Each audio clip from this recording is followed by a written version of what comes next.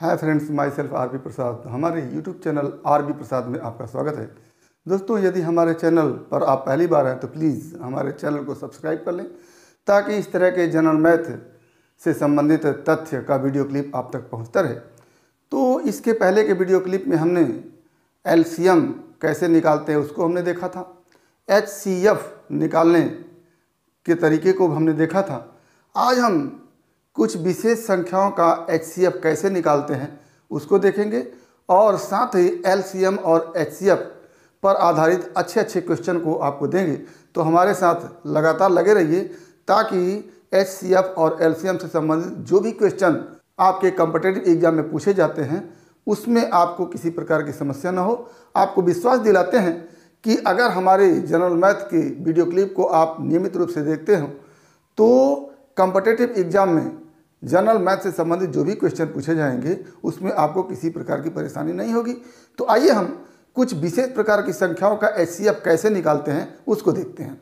तो पहले हम देखेंगे कि दशमलव संख्या अगर दी गई है तो उसका एचसीएफ कैसे निकालते हैं। जैसे हमारे पास 1.5, 0.25, 0.036 इसका एचसीएफ निकालना है। तो घबराने की कोई बात नहीं है, इसमें आप सामान्य संख्याओं का एचसीएफ निकालना जानते हैं, बिल्कुल उसी तरह से निकालना है। जैसे इन संख्याओं का एचसीएफ निकालने के लिए आप दशमलव को इग्नोर कर दीजिए, दशमलव को भूल जाइए। जैसे 1.5 है तो इसको 15 मान लीजिए, और 0.24 है तो इसको 24 मान लीजिए, और 0.36 है तो इसको 36 मान लीजिए। ये और इस तरह की संख्याओं का एचसीएफ आप निकालना जानते हैं, उसको निकाल लीजिए। इन तीनों संख्याओं का एचसीएफ क्या होगा? 3 हो गया। अब आप देखिए कि इन तीनों संख्याओं में वो संख्या कौन सी है जिसके डेसिमल के बाद सबसे ज़्यादा डिजिट है, सबसे ज़्यादा अंक है। तो 1.5 में दशमलव के बाद केवल 1 डिजिट है, 0.25 में दशमलव के बाद 2 डिजिट है, और 0.036 में दशमलव के बाद 3 डिजिट है। तो ये संख्या ऐसी है जिसमें दशमलव के बाद सबसे ज़्यादा डिजिट है। तो जो हमारा आंसर आया है एचसीएफ 3 आया है। 3 को इस तरह से बनाते हैं कि डेसिमल के बाद 3 डिजिट हो जाए। तो 3 है, 3 को अगर यहाँ दशमलव लगा देते हैं तो दशमलव के बाद 1 डिजिट होगा, जबकि हमको 3 डिजिट बनाना है।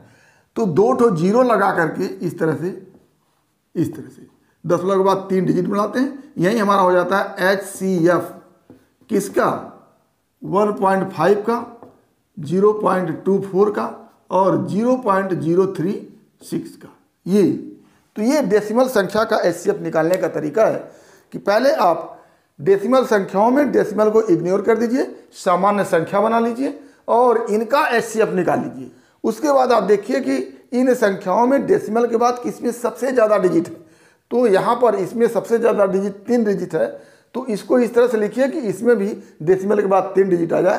तो इस तरह से आप लिख लेंगे डेसिमल 003, यही क्या हो जाएगा? एचसीएफ हो जाएगा। तो ये डेसिमल संख्याओं का एचसीएफ कैसे निकालते हैं ये हो गया। आगे भिन्न का एचसीएफ कैसे निकालते हैं। कई ठो फ्रैक्शन आपको दिए गए हैं, उसका आपको एचसीएफ निकालना है। जैसे यहाँ पर है 16/21, 8/15, 2/3 एंड 24/27। तो अंश न्यूमिनेटर कौन है? 16 है, 8 है, 2 है और 24 है। तो इनका आप पहले क्या निकाल लीजिए? एचसीएफ निकाल लीजिए। क्या निकालिए? एचसीएफ निकालिए। और यहाँ पर डिनोमिनेटर क्या है? 21 है, 15 है, 3 है और 27 है। और इनका क्या निकालेंगे आप? एलसीएम निकालेंगे। क्या हो गया? हर फ्रैक्शन का न्यूमिनेटर लेते हैं, अंश लेते हैं, उसका क्या निकालते हैं? एचसीएफ। और सबके डिनोमिनेटर का क्या निकालते हैं? एलसीएम निकाल लेते हैं और फ्रैक्शन के रूप में रख देते हैं। तो क्या हो गया? इनका अगर इस न्यूमिनेटर का एचसीएफ निकालेंगे तो 2 आ जाएगा, और इस डिनोमिनेटर का एलसीएम निकालेंगे तो 945 आ जाएगा। और यही हमारा हो जाएगा इन फ्रैक्शनों का एचसीएफ। तो एचसीएफ निकालने के लिए क्या करेंगे? हमको निकालना क्या है? एचसीएफ। तो अंश का न्यूमिनेटर का एचसीएफ निकाल लेंगे ऊपर और डिनोमिनेटर का एलसीएम निकाल लेंगे नीचे। और जो आएगा आंसर वहीं लिख देंगे, वहीं क्या हो जाएगा, भिन्न का HCF हो जाएगा। ठीक, तो जैसे इन सब का हम HCF निकाले हैं तो 2 आ गया है, इन सब का LCM निकालेंगे तो 945 आ गया है, और यहीं 2/945 जो होगा वो क्या हो जाएगा, HCF हो जाएगा इन भिन्नों का। ये हो गया। आगे हम देखते हैं समान आधार वाली घातांक संख्याओं का HCF। जैसे समान आधार का मतलब जिस पर पावर चढ़ाते हैं, तो जैसे यहाँ पर 2 है, 2 के पावर 5 है, यहाँ पर 2 है, 2 के पावर 7 है, यहाँ पर 2 है, 2 के पावर 9 है। यानी ये आधार सबका 2 2 2, यानी सबका आधार समान है और घातांक अलग अलग है, 5 है, 7 है, 9 है। तो इन संख्याओं का अगर HCF निकालना होता है तो जिस संख्या में पावर सबसे कम रहता है वही क्या हो जाता है, HCF हो जाता है। जैसे यहाँ पर पावर 5 है, यहाँ पर पावर 7 है, यहाँ पर पावर 9 है, तो जो सबसे कम पावर वाला है 2 टू द पावर 5, यही क्या हो जाएगा, HCF हो जाएगा किन का, इन तीनों का। तो इस तरह से हम करते हैं, अगर आधार समान हो और घातांक अलग अलग हो और उनका HCF निकालना है तो जिस संख्या पर पावर सबसे कम होता है वही संख्या क्या हो जाता है, HCF हो जाता है। ये हो गया। अगला जो है असमान आधार वाली घातांक संख्याओं का HCF। अगर आधार भी असमान है और घातांक भी असमान है, जैसे 3 टू द पावर 2 हो जाए, 5 टू द पावर 3 हो जाए और 7 टू द पावर 9 हो जाए, तो यहाँ पर बेस 3 है, 5 है, 7 है, जो आधार है वो अलग अलग है और पावर भी अलग अलग है। तो इन संख्याओं का HCF निकालने के लिए जैसे हम HCF निकालते हैं उसी तरह से निकालेंगे। जैसे 3 टू द पावर 2 को लिख सकते हैं 3 मल्टीप्लाई 3 टू द पावर 2 को, और 5 टू द पावर 3 को लिख सकते हैं 5 मल्टीप्लाई 5 मल्टीप्लाई 5, और इसी तरह से 7 की पावर 9 को लिख सकते हैं 7 को 9 बार लिख करके, इस तरह से। इन तीनों संख्याओं में कोई भी संख्या कॉमन नहीं है, तो कॉमन संख्या अगर नहीं होती है तो HCF क्या लेते हैं, HCF 1 आ जाता है। तो सीधे से कहने का मतलब यह है कि अगर आधार भी भिन्न भिन्न हो और पावर भी भिन्न भिन्न हो तो उनका HCF सामान्य तरीके से जैसे हम निकालते हैं गुणनखंड विधि से या भाग विधि से, वैसे हम निकाल लेते हैं। आगे हमारा भिन्नों का LCM है। तो जैसे ये हमारा भिन्न है 1/3, 2/9, 5/6 और 4/27। तो पहले हम 1 क्या लिखेंगे, 1 2 5 और 4 का क्या निकालेंगे, LCM। इसके बाद क्या करेंगे, 3 9 6 और 27 का क्या निकालेंगे, HCF निकालेंगे। तो 1 2 5 और 4 का अगर हम LCM निकालना चाहें तो क्या हो जाएगा, 20 आ जाएगा। 20 हो गया LCM, और इसका HCF अगर निकालना चाहे तो 3 हो जाएगा HCF, और यही हमारा क्या हो जाएगा, आंसर हो जाएगा। क्या हो गया, LCM ऑफ इन संख्या, इन भिन्नों का LCM जो हो जाए 20/3 हो जाएगा। तो इस तरह से हम अलग अलग प्रकार की संख्याओं का LCM और HCF कैसे निकालते हैं हमने पिछले के वीडियो क्लिप में और आज देखा। आगे हम LCM और HCF पर ढेर सारे क्वेश्चन लेकर के आए हैं जो अक्सर करके कॉम्पिटिटिव एग्जाम में पूछे जाते हैं, उसको हम देख रहे हैं। सॉल्यूशन, इसमें पहला सवाल हमारा है कि 391/667 का सरलतम रूप क्या होगा। तो जैसे आप अगर हमसे पूछा जाता है कि 10/25 का सरलतम रूप 10/25 का सरलतम रूप निकालना होता है, तो आप इसको 5 से काट करके 5 2 जा 10 कर देते हैं और इसको 5 5 जा 25 कर देते हैं। ये हमारा सरलतम रूप हो जाता है। तो ये तो छोटी सी संख्या है, इसका सरलतम रूप निकालने के लिए हम देख ले रहे हैं कि 10 को हम 5 से डिवाइड कर सकते हैं और 25 को भी 5 से डिवाइड कर सकते हैं। तो 5 से डिवाइड करके हम आंसर निकाल लेते हैं। लेकिन इतनी बड़ी संख्या हो जाए 391/667, इसका अगर हमको सरलतम रूप देखना हो तो पहले इन दोनों का हम HCF निकालते हैं और उसी HCF से दोनों को डिवाइड करते हैं। तो HCF दोनों का निकालेंगे आप तो आ जाता है 23। क्या आता है, 23। आप निकाल करके देखेंगे इसको। अब 23 से इसको डिवाइड करेंगे और इसको डिवाइड करेंगे, तो 23 से ऊपर डिवाइड करेंगे तो आ जाएगा 17 और नीचे डिवाइड करेंगे तो आ जाएगा 29। ये हमारा हो गया सरलतम रूप। इस तरह से हम बड़े बड़े फ्रैक्शन का सरलतम रूप निकालेंगे। पहले न्यूमिनेटर और डिनोमिनेटर का क्या निकालेंगे, एचसीएफ निकालेंगे। उसी एचसीएफ से दोनों को हम क्या कर देंगे, डिवाइड करके हम सरलतम रूप निकाल लेते हैं। ये हमारा पहला क्वेश्चन था। दूसरा क्वेश्चन है, दो संख्याओं का एचसीएफ तथा एलसीएम क्रमशः 30 तथा 2310 है। यदि उनमें से एक संख्या 330 हो तो दूसरी संख्या क्या होगी। इस प्रकार के सवाल के लिए एक छोटा सा फॉर्मूला होता है। क्या होता है कि LCM multiply HCF equal to पहली संख्या मल्टीप्लाई दूसरी संख्या। अब एलसीएम कितना है, 30 है और एचसीएफ 2310 है। इन दोनों का हमने मल्टीप्लाई कर लिया और पहली संख्या आपको दी है 330 और दूसरी संख्या आपको क्या करना है, निकालना है। तो दूसरी संख्या निकालना है तो इसको यहीं रहने दीजिए, इसको ट्रांसफर कर दीजिए इस तरफ। तो क्या हो जाएगा 32310/330। ये इससे कटेगा 11 टाइम्स में और ये कटेगा 11 2 या 22 और 11 1 जा 11। ये हो गया आंसर 210। तो ये इसका क्या हो गया, आंसर हो गया। छोटा सा फार्मूला है, LCM into HCF equal to पहली संख्या गुणे दूसरी संख्या। दूसरी संख्या आपको निकालनी थी, इन दोनों के मल्टीप्लाई में इसे क्या कर दिया, डिवाइड कर दिया, दूसरी संख्या निकल के आ गई। अब तीसरा सवाल हम देखते हैं। तीसरा सवाल है, दो संख्याओं का एचसीएफ तथा एलसीएम क्रमशः 44 और 264 है। यदि पहली संख्या में 2 से भाग देने पर भागफल 44 आता है तो दूसरी संख्या क्या होगी। तो सवाल तो आपका दूसरा वाला ही है, थोड़ा सा घुमाया हुआ है।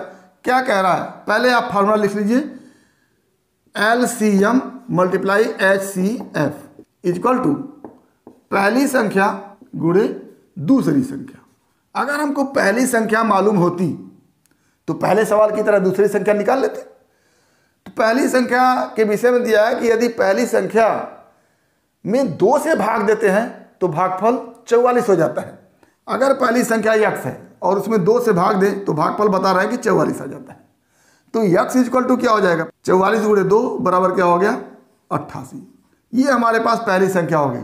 यहाँ पर आप समझने के लिए लिख लें कि मान लिया पहली संख्या x है, तो पहली संख्या में 2 से भाग दिया 44 आ गया, जैसा कि सवाल में बताया गया है। तो पहली संख्या निकल जाएगी x 88। अब यहाँ पर इस फार्मूले में आप पहली संख्या का मान दीजिए। तो एलसीएम है 264 और एचसीएफ है 44 इक्वल टू पहली संख्या हो गई 88 और दूसरी संख्या आपको निकालनी है। तो दूसरी संख्या अगर निकालनी है तो इसको यहीं रहने दीजिए, इसको ट्रांसफर कर दीजिए।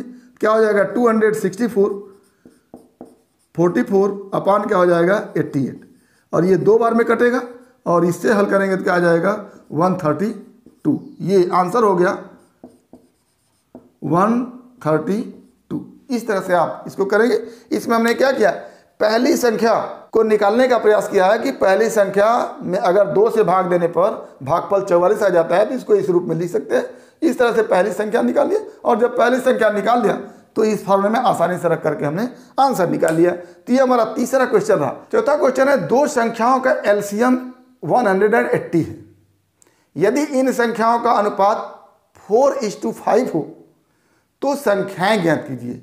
अनुपात दिया हुआ है, क्या दिया हुआ है, अनुपात, संख्याएं नहीं दी है, अनुपात दिया हुआ है क्या 4:5 और एलसीएम दिया हुआ है, एलसीएम क्या दिया हुआ 180। तो अनुपात वाले सवाल में अगर अनुपात दिया है तो संख्या आप 4x और 5x मान सकते हैं। अब इनका एलसीएम क्या होगा, अगर ये संख्या हो गई तो एलसीएम क्या होगा, इस 4 और 5 का एलसीएम निकाल करके हम उसमें x अलग से लगा देंगे। तो एलसीएम क्या हो जाएगा, एलसीएम बराबर 4 और 5 का एलसीएम 20 होगा और x अलग से लगा दिए। x यहाँ पर भी अलग से लगाए थे तो ये संख्या मिल गई थी, इनका एलसीएम निकाल करके x अलग से लगा दीजिए, इनका एलसीएम निकल जाएगा। और आपको दिया हुआ है कि एलसीएम 180 है। तो जो एलसीएम 20x है इसको आप लिख सकते हैं 180। अब x का मान आ जाएगा आपके पास, x इक्वल टू 180/20, क्या हो जाएगा 9। और संख्याएं क्या है आपके पास है, ये संख्याएं हैं। अनुपात अगर इस तरह से है तो संख्या इस तरह से लिखी जा सकती है, और अगर अनुपात इस तरह से है तो एलसीएम, इन दोनों का एलसीएम ले लीजिए और x अलग से लगा दीजिए। तो अगर संख्याएं ये है तो संख्याएं अब हो क्या जाएंगी, संख्याएं बराबर 4x है 4 × 9 और 5x है तो 5 × 9, क्या हो जाएगा 36 और ये हो जाएगा 45। ये हमारा हो गया आंसर। तो इस तरह के सवाल को आप करेंगे। अगला जो हमारा क्वेश्चन है, 3 संख्याएं एक संबंधी 2 संबंधी 3 के अनुपात में हैं। संख्याएं किस अनुपात में हैं, 1 संबंधी 2 संबंधी 3 के अनुपात में, तथा इनका HCF 12 है। HCF क्या है, HCF 12 है। तो संख्याएं ज्ञात कीजिए।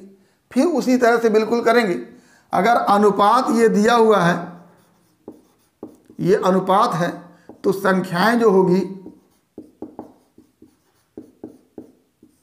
ये 1 के साथ x लगा दीजिए, 2 के साथ भी x लगा दीजिए और 3 के साथ भी x लगा दीजिए। ये संख्याएं हो गई। और इनका HCF, अगर इनका HCF निकालना है, HCF, तो इन तीनों का HCF निकाल लीजिए। 1, 2 और 3 का HCF एक ही आएगा, निकाल करके आप देखेंगे। और जैसे x इन संख्याओं के साथ जुड़े हैं वैसे ही x HCF के साथ जोड़ दीजिए, यानी HCF क्या हो जाएगा 1x हो जाएगा, जिसको आप केवल x भी कह सकते हैं। और HCF आपको दिया हुआ है 12, तो क्या हो जाएगा HCF बराबर x भी है और बराबर 12 भी है, ये 12 है। तो x का मान आपके पास मिल गया और संख्याएं आपके पास है 1x, 2x और 3x। तो संख्याएं क्या हो जाएगी, 1x का मतलब 12, 2x का मतलब 24 और 3x का मतलब 36। ये हमारा हो गया आंसर। तो इस तरह से आप करेंगे।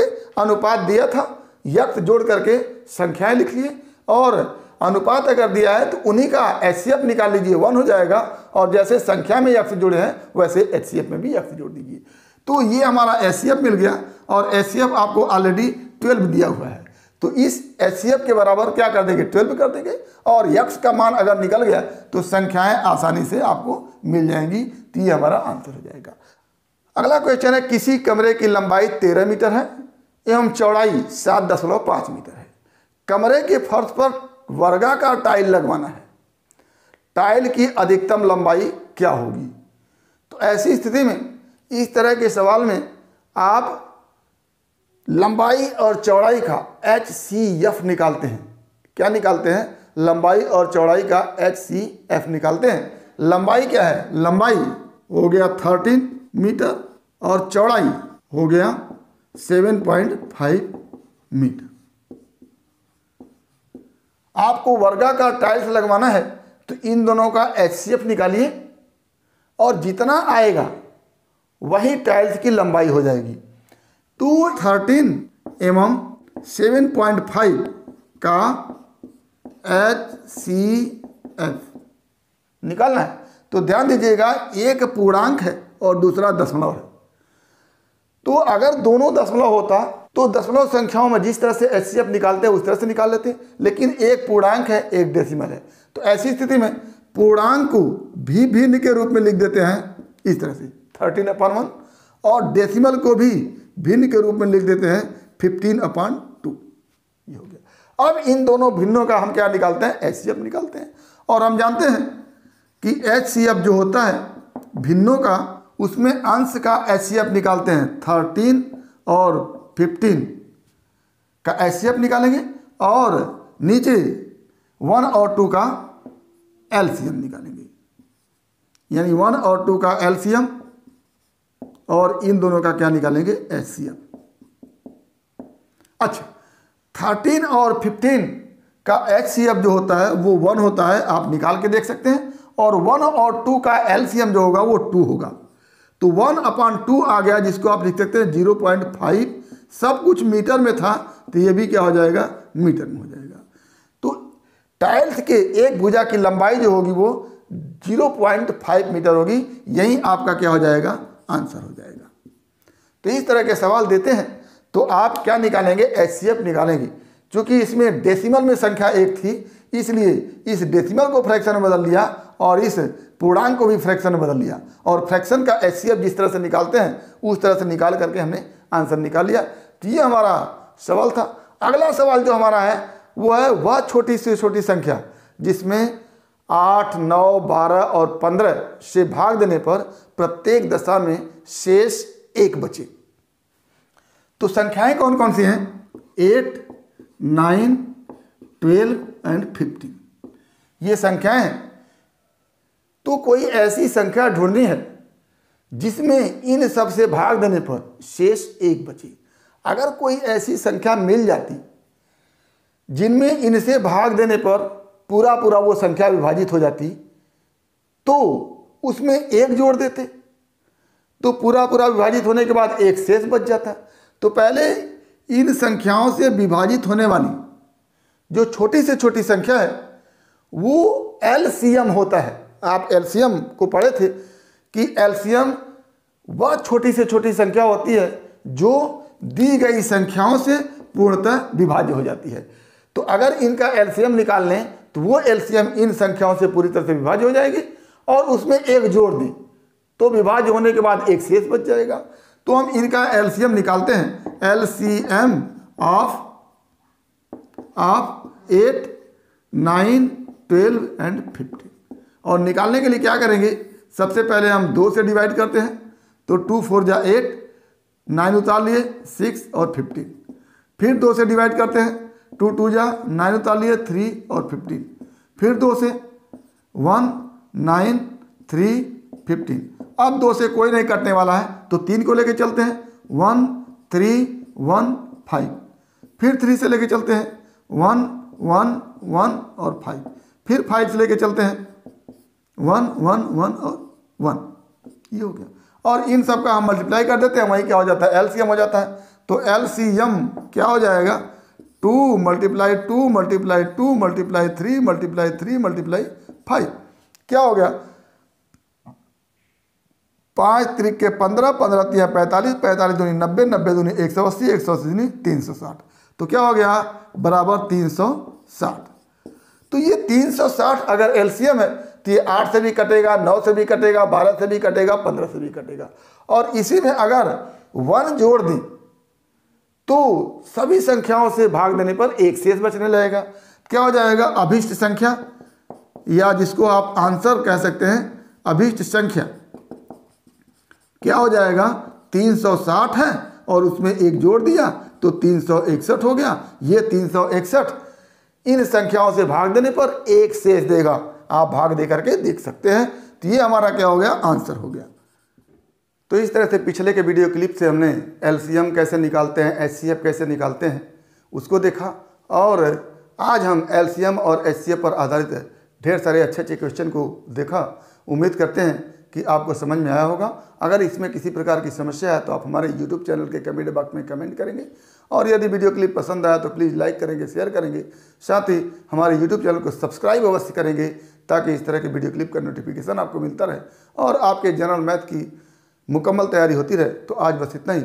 अगला टॉपिक अगले वीडियो क्लिप में एक बार फिर आपके भविष्य के लिए बेस्ट ऑफ लक। धन्यवाद।